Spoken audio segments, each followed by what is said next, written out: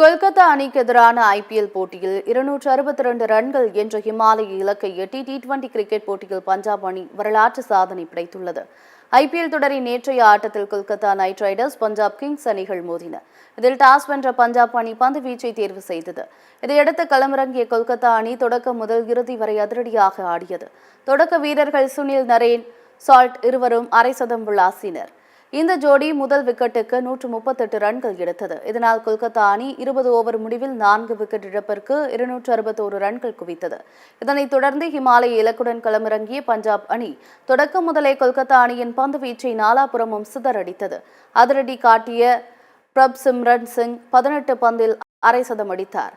Bairstow Shashank ஜோடி அதிரடியாக run குவிப்பில் ஈடுபட்டது. சிறப்பான ஆட்டத்தை வெளிப்படுத்திய பாஸ்டோ 48 பந்துகளில் 108 ரன்களை குவித்தார். ஷஷாங்க் சிங் 28 பந்துகளில் 68 ரன்கள் குவித்தார்.